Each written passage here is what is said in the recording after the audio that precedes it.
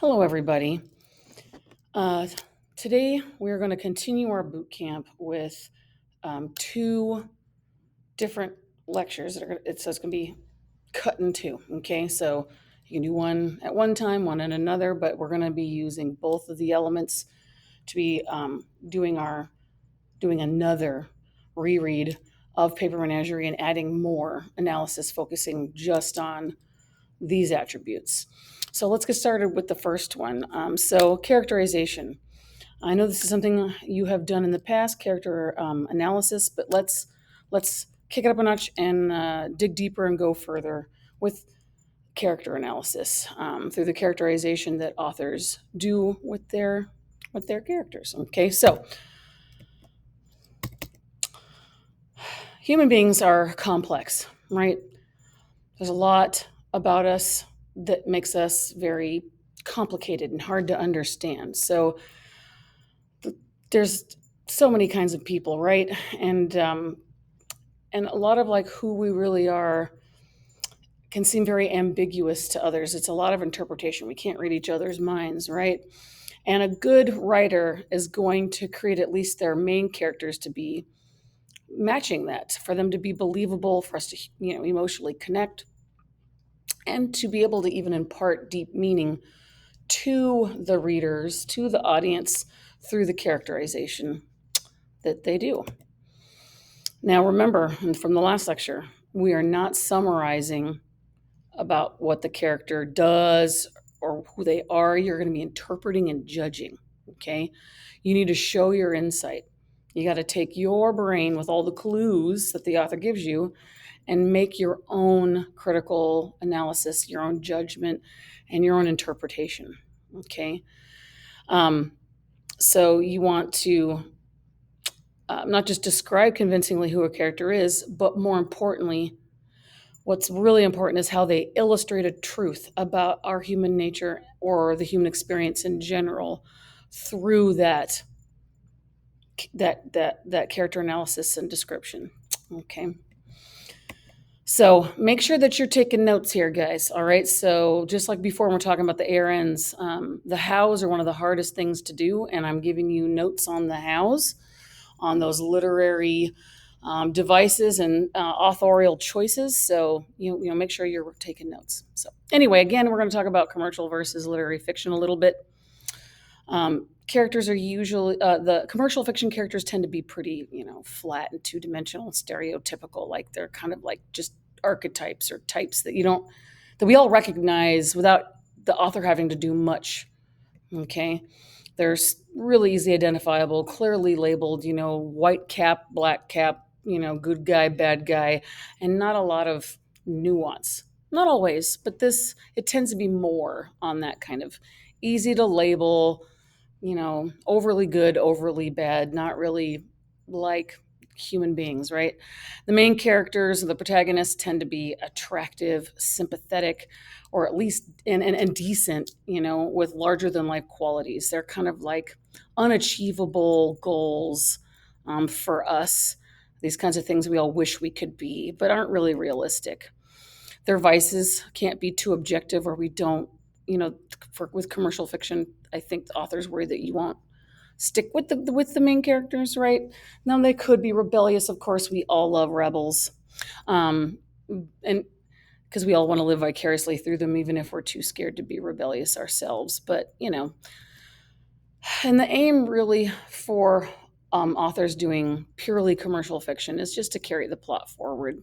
Sell those tickets or the books, or commercials. Whereas in literary fiction, characters are not necessarily attractive or unattractive. It's kind of more open because guess what? Human beings are a mix of that too. And then they're a lot harder to pigeonhole or put a label on. They just don't seem to ever fit because they're more human. There's more to them, the way that the authors create them. So sometimes they can even be unsympathetic or despicable, like you don't even like them. However, they're still trying to get us to challenge ourselves and to really see through them as a kind of mirror of who we are afraid we could be, or the, deep down who we really are and don't want to admit it. At least it's, in the human condition, right? They tend to be more a mixture of good and evil, like we all are, right? And they're just more realistic. And they're more likely to be, we are more likely to be empathetic and understanding with a character that we can identify with and kind of see our own flaws in than someone who's so overly perfect. Like there's a expression called a Mary Sue, like a woman that has, or a female character that has this just kind of, super OP, overpowered and overly perfect, and they have nothing about them that's really a flaw. Or like, Prince Charming, this kind of impossible, perfect being that's going to come and rescue you. Those are, you don't really identify with them. I think that's why the Star Wars latest trilogy, Phantom Menace and not Phantom Menace, sorry, it's 7, 8, 9, right? Those just I think failed because the main character that we're following, Ray, was just a lot of people called her Mary Sue because she kind of didn't seem to really earn things. It was just kind of naturally gifted and kind of perfect, and it was not the same as like with Luke Skywalker. I had to work hard for it and fail a lot.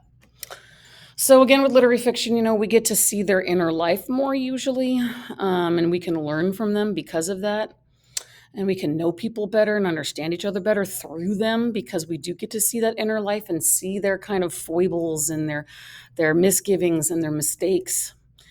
And the aim for literary fiction is to explore human psychology and motivation, right? And to get us to understand some truth about ourselves, right? And maybe change ourselves. So, in the text box, show me your understanding. Describe the difference between characterization of literary fiction and commercial fiction. All right, let's continue. So, some things to look out for when you're doing your analysis, okay? Not just paper menagerie, but always. Are the characters being shown to us, or are we being told about them? And there's a difference, right? So, direct presentation, right? Direct characterization tells us. It takes no effort on the reader, right? Now, there could be direct presentation that seems like it's direct, but the author is actually being ironic, and that takes work on the reader again to interpret that and actually see that that's not the case. For example, if the author said he was an angry man, well, we already know he's an angry man because the author told us. It's just straight to it, okay?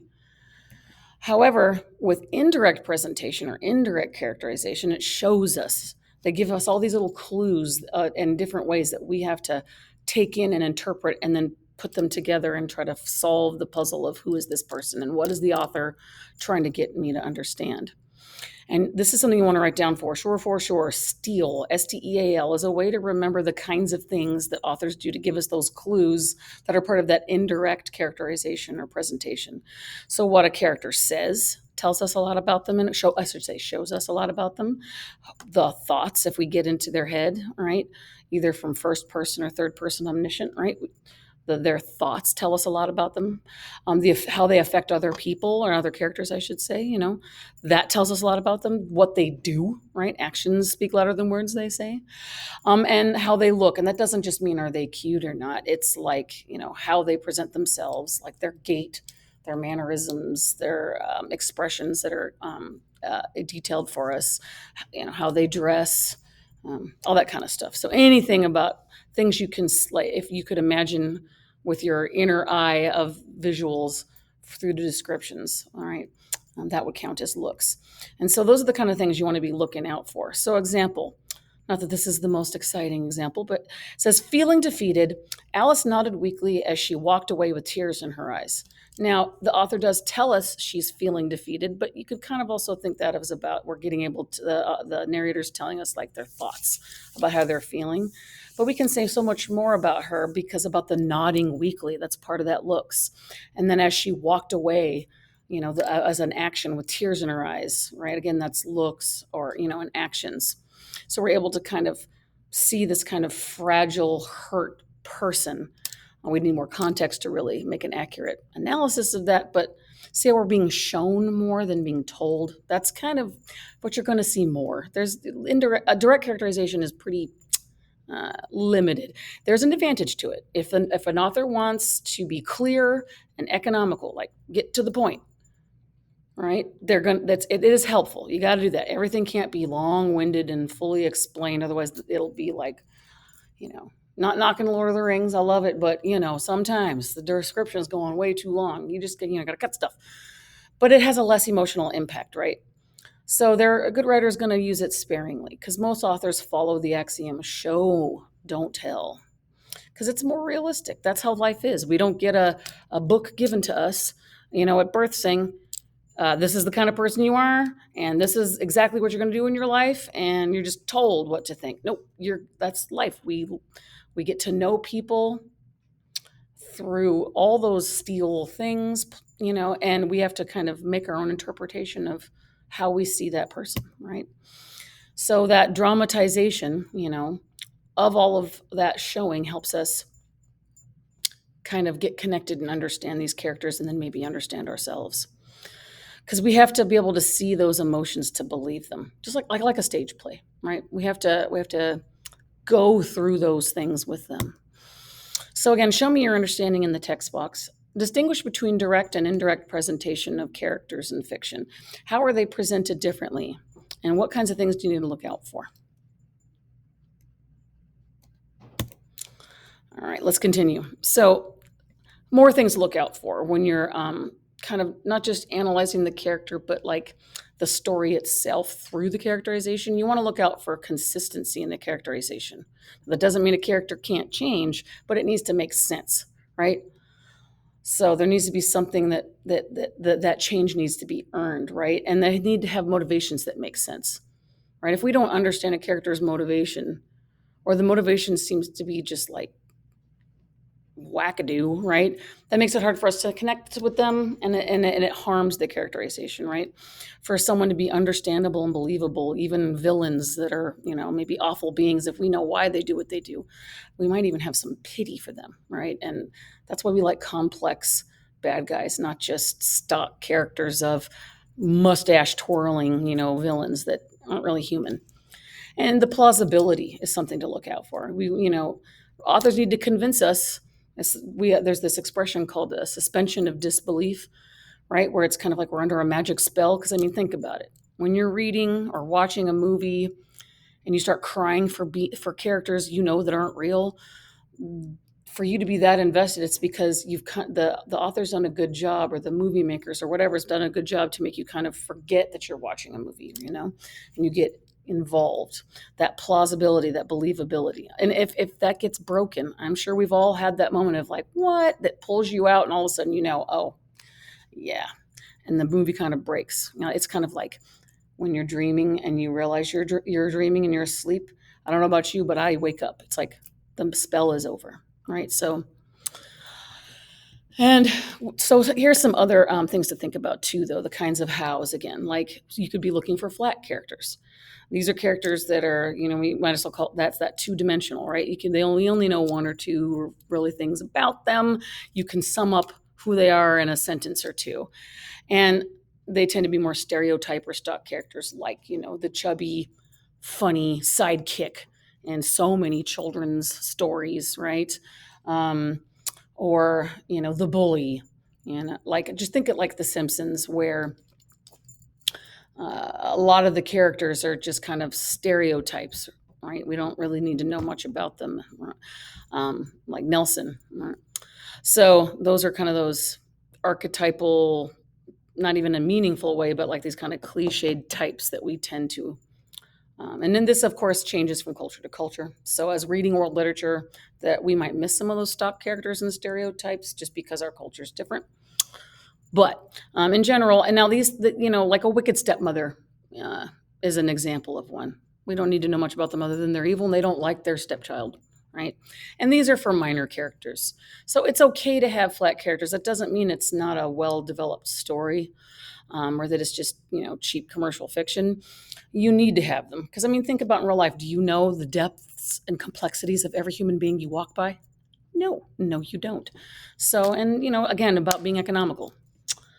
All right, so those are going to be more, but flat characters, probably not going to get a lot of bang for your buck analyzing them, but you can, right? If you see meaning in it, go for it. But really, you want to be looking out more for the round characters, these complex, characters that are dramatized with, real dimensional qualities of real people, right? And they tend to be more the major characters that are less classifiable, right? That we talked about before. And as I said, though, you need both for a story to be convincing because, some people are NPCs in our life. Doesn't mean they're literal NPCs, right?